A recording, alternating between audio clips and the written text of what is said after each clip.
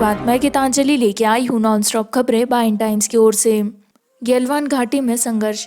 चीनी पीएलए द्वारा 3 दिनों के बाद सेना के 10 जवानों को रिहा किया गया। चीनी सेना ने गालवान घाटी में हिंसक झड़पों के 3 दिन बाद गुरुवार को अपनी कैद से 10 सैनिकों को रिहा कर दिया। सूत्रों ने जानकारी दी कि डिवीजन कमांडर स्तर की वार्ता के बाद 10 सैनिकों को वापस नहीं लौटाया गया। 10 के समूह में 2 अधिकारी शामिल थे।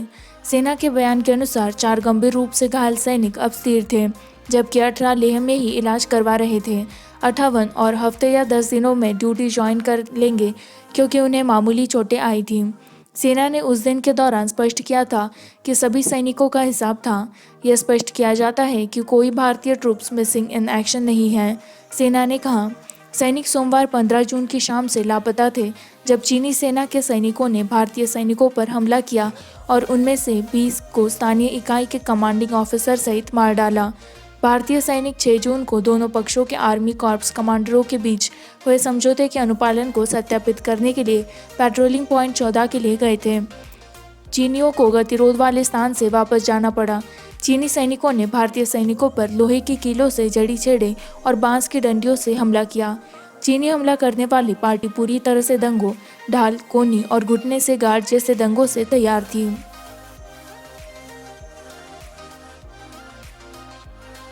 भारत चीन सीमा स्थिति पर पीएम नरेंद्र मोदी की सर्वदलीय बैठक में भाग लेने के लिए 20 पार्टियां।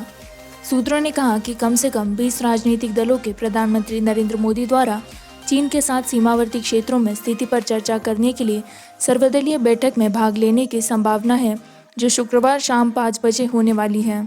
केंद्रीय गृह मंत्री अमित शाह, रक्षा मंत्री राजनाथ सिंह, भाजपा अध्यक्ष जगत प्रकाश नड्डा भी वर्चुअल पार्टी की बैठक में मौजूद रहेंगे।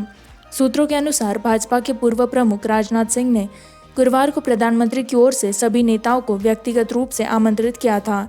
आम आदमी पार्टी, आप और राजद जैसे दलों से आलोचना के लिए आने के बाद उन्हें बैठक का कोई निमंत्रण नहीं मिला था। सूत्रों ने स्पष्ट किया कि केवल मान्यता प्राप्त राष्ट्रीय दलों, लोकसभा में 5 से अधिक सांसदों के साथ प्रमुख दलों से पूर्वोत्तर और केंद्रीय कैबिनेट मंत्रियों के साथ पार्टियों को आमंत्रित किया गया था।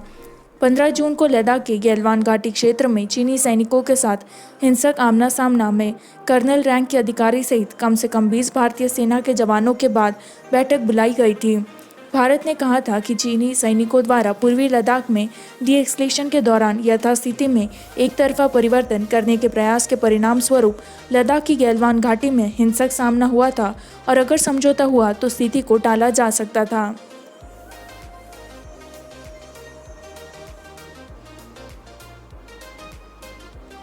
गालवान में चीनी हमला पूर्व नियोजित, मोदी सरकार सो रही थी। राहुल। कांग्रेस नेता राहुल गांधी ने शुक्रवार को कहा था कि अब यह स्पष्ट है कि लद्दाख में गैलवान घाटी में चीनी हमला पूर्व नियोजित था और सरकार शहीद जवानों की कीमत चुका रही थी। भारत चीन सीमा पर स्थिति पर चर्चा करने के लिए शुक्रवार शाम को प्रधानमंत्री नरेंद्र मोदी द्वारा बुलाई गई सर्वदलीय बैठक से पहले गांधी का हमला हुआ। पूर्वी लद्दाख की गैलवान घाटी में चीनी सेना के साथ संघर्ष में सोमवार रात एक कर्नल सहित 20 भारतीय सेना के जवान मारे गए, जो 5 दशकों में सबसे बड़ा सैन्य टकराव है, जिसने इस क्षेत्र में पहले से ही अस्थिर सीमा गतिरोध को बढ़ा दिया है। अब ये स्पष्ट हो गया है कि गैलवान में चीनी हमला पूर्व नियोजित था। GOI तेजी से सो रहा था और समस्या से इनकार किया। कीमत का भुगतान हमारे शहीद जवानों द्वारा किया गया था, उन्होंने ट्विटर पर कहा। उन्होंने रक्षा राज्य मंत्री श्रीपद नाइक के हवाले से एक रिपोर्ट में कहा कि यह हमला चीनी द्वारा पूर्व नियोजित था और भारतीय सेना इसका मुंहतोड़ जवाब देगी। गांधी LAC स्टैंड पर सरकार से सवाल कर रहे हैं और पूछ रहे हैं कि लद्दाख में चीनी सेना ने भारतीय क्षेत्र पर कब्जा क्यों किया और भारतीय सैनिकों को शहादत के लिए नृत्य क्यों भेजा गया।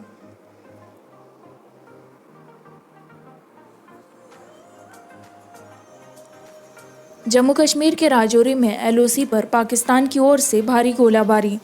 जम्मू और कश्मीर के राजौरी जिले में नियंत्रण रेखा LOC पर संघर्ष विराम का उल्लंघन करने के लिए पाकिस्तान ने शुक्रवार को भारी गोलाबारी की। रक्षा मंत्रालय के प्रवक्ता कर्नल देवेंद्र आनंद ने कहा, आज सुबह लगभग 10:45 पर पाकिस्तान ने राजकोट जिले के नौशेरा सेक्टर में नियंत्रण रेखा के पास मोर्टार के साथ छोटे हथियारों से गोलीबारी करके और युद्ध विराम का उल्लंघन करते हुए अकारण संघर्ष विराम का उल्लंघन शुरू किया। भारतीय सेना बेवजह जवाबी कार्रवाई कर रही है। गुरुवार को पाकिस्तान ने कश्मीर डिवीज़न में कुपवाड़ा जिले के नौगाम सेक्टर और कश्मीर डिवीज़न में राजौरी जिले के सुंदरबनी सेक्टर में द्विपक्षीय युद्धविराम का उल्लंघन किया। पूर्वी लद्दाख में वास्तविक नियंत्रण रेखा LAC पर चीन भारतीय तनाव के बाद से पाकिस्तान ने जम्मू कश्मीर में नियंत्रण रेखा पर संघर्ष विराम का उल्लंघन करने का दैनिक अभ्यास किया है। जम्मू कश्मीर के सीमावर्ती गांवों में रहने वाले सैकड़ों लोग अपने जीवन को जी रहे हैं क्योंकि LOC के पार से बारिश होने के कारण उनके जीवन और आजीविका को खतरा है।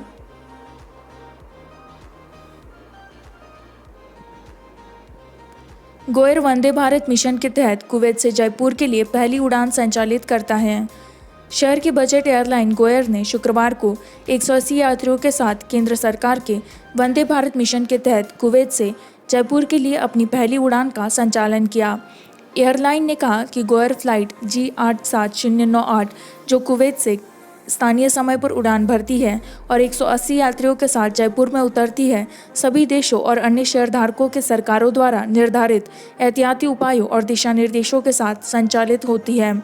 एक रिलीज आज शुक्रवार एक ऐसा दिन था जिसमें हमारे कॉकपिट चालक दल, कैबिन क्रू, हवाई अड्डे के कर्मचारियों और वंदे भारत की उड़ान को शामिल करने वाली विभिन्न टीमों में विशेष भावनाएं थी और जैसा कि हमने अपने फंदे हुए नागरिकों को वापस उतारा और उन्हें उनके परिवारों के साथ फिर से जोड़ा, गोएर के प्रवक्ता ने कहा। उन्होंने कहा कि गोएर भारत और कुवैत की सरकारों के अलावा राजस्थान और गुजरात की सरकारों के लिए शुक्रगुजार है कि इस महत्वपूर्ण समय पर इस विशेष उड़ान को चलाने की अनुमति देने के लिए भारतीय नागरिकों की सुरक्षित वापसी हुई।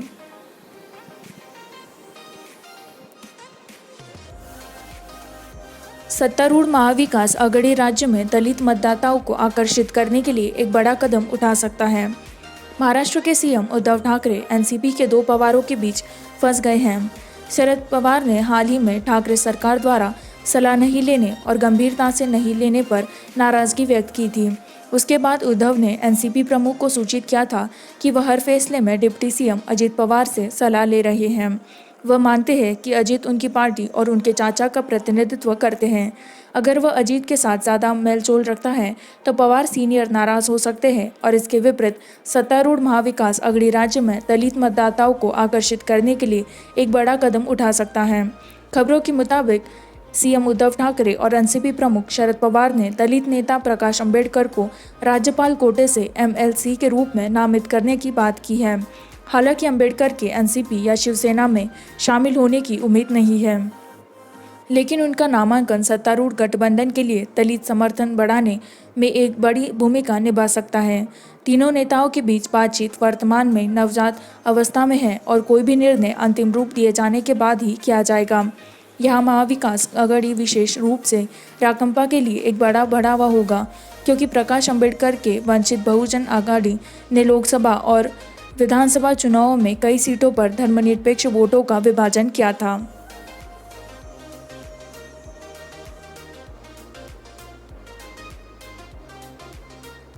भारत का कोविड-19 टैली 13,586 मामलों के उच्चतम एकल दिवसीय स्पाइक के साथ 3.80 लाख को पार करता है। केंद्रीय स्वास्थ्य मंत्रालय के आंकड़ों के अनुसार भारत ने शुक्रवार को एक ही दिन में 13,586 नए कोविड-19 मामलों में एक और रिकॉर्ड स्पाइक देखा, जो कि 3,80,532 पर पहुंच गया, जबकि 336 नई मृत्यु के साथ मरने वालों की संख्या बढ़कर 12,573 हो गई। कुछ सकारात्मक समाचारों में पुनर्प्राप्ति की संख्या 2 लाख के आंकड़ों को पार कर गई और 2,04,710 पर खड़ी है, जबकि 8 बजे अपडेट किए गए आधिकारिक आंकड़ों के अनुसार कुल कोविड-19 सक्रिय मामले 1,63,248 है। भारत ने लगातार 8वें दिन 10,000 से अधिक मामले दर्ज किए। देश ने 1 जून से 19 तक महाराष्ट्र, तमिलनाडु, दिल्ली, गुजरात और उत्तर प्रदेश के साथ शीर्ष 5 राज्यों में से 1,89,997 संक्रमणों की वृद्धि देखी, जिन्होंने कोविड-19 मामलों में तेजी वृद्धि देखी है। CMR के अनुसार 18 जून तक 64,26,627 नमूनों का संचयी परीक्षण किया गया था। शुक्रवार सुबह तक बताई गई 336 नई मौतों में से 100 महाराष्ट्र में, 65 दिल्ली में, 49 तमिलनाडु में, 31 उत्तर प्रदेश में, 30 कर्नाटक, पश्चिम बंगाल में 10, राजस्थान में 6, जम्मू और कश्मीर में, पंजाब में 5, हरियाणा और मध्य प्रदेश में 4-4, तेलंगाना में 3, आंध्र प्रदेश में 2 और असम, झारखंड और केरल में 1-1। जॉन्स हॉपकिंस विश्वविद्यालय के अनुसार जो दुनिया भर से कोविड-19 डेटा संकलन कर रहा है, भारत मरने वालों की संख्या के मामले में 8वें स्थान पर है। कुल 12,573 मौतों में से महाराष्ट्र में सबसे अधिक 5,751 मौतें हुई, जिनमें दिल्ली में 1,969 मौतें हुई, गुजरात में 1,591, तमिलनाडु में 625 के साथ पश्चिम बंगाल 518 के साथ मध्य प्रदेश 486 में 465 में से उत्तर प्रदेश 323 में राजस्थान और 323 के साथ तेलंगाना 195 की मौत। कोविड-19 की मौत हरियाणा में 134, कर्नाटक में 114, आंध्र प्रदेश में 92, पंजाब में 83, जम्मू और कश्मीर में 71, बिहार में 44, उत्तराखंड में 26, केरल में 21 और ओडिशा में 11 लोग तक हुई। स्वास्थ्य मंत्रालय के अनुसार झारखंड में 11 मौतें हुई है, छत्तीसगढ़ में 10, असम में 9, हिमाचल प्रदेश में 8, पुदुचेरी में 7, चंडीगढ़ में 6, जबकि मेघालय, त्रिपुरा और लद्दाख में 1-1 मौत हुई है। स्वास्थ्य मंत्रालय के आंकड़ों के अनुसार महाराष्ट्र में 1,20,504 मामले दर्ज हुए हैं, जिसके बाद तमिलनाडु में 52,334, दिल्ली में 49,979, गुजरात में 25,601, उत्तर प्रदेश में 15,181, 13,857, पश्चिम बंगाल में कोविड-19 मामलों की संख्या मध्य प्रदेश में 11,426, हरियाणा में 9,218, कर्नाटक में 7,944, आंध्र प्रदेश में 7,518 और बिहार में 7,025 हो गई है।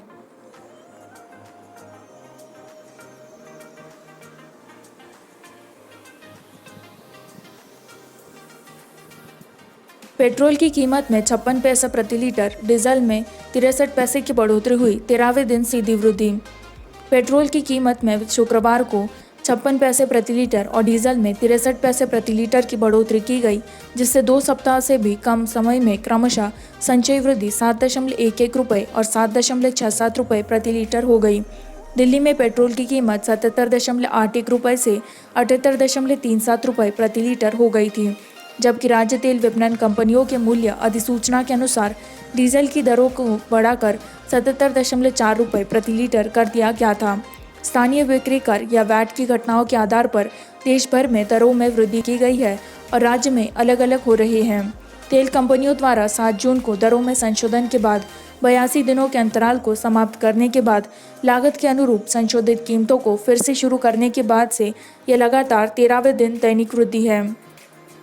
13 बढ़ोतरी में पेट्रोल की कीमत 7.11 रुपये प्रति लीटर और डीजल की कीमत 7.67 रुपये प्रति लीटर हो गई है। सरकार ने मध्य मार्च में पेट्रोल और डीजल पर अतिरिक्त उत्पाद शुल्क लगाने के लिए उत्पाद शुल्क में बढ़ोतरी की थी। तेल PSU, Indian oil corp IOC, Bharat petroleum corp limited BPCL और Hindustan petroleum corp limited HPCL ने ग्राहकों को उत्पाद शुल्क में बढ़ोतरी करने के बजाय खुदरा दरों में गिरावट के खिलाफ समायोजित किया, जो गिरावट के कारण गिर गया था।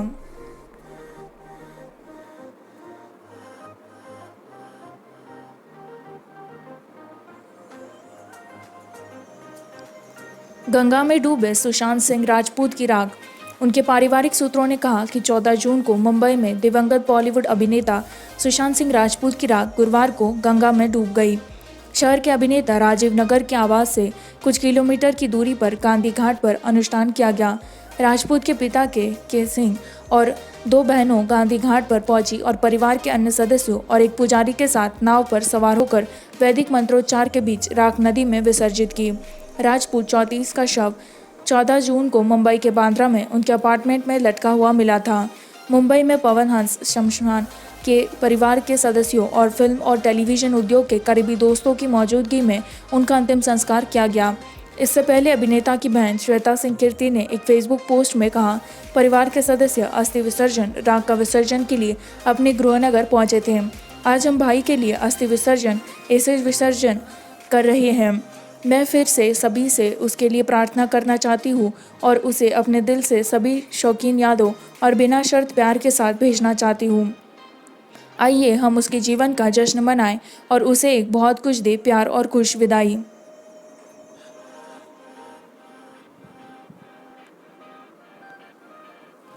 लाल प्रतिबंध का इस्तेमाल करने के लिए कम से कम 1 महीने की आवश्यकता होगी, मोहम्मद शमी।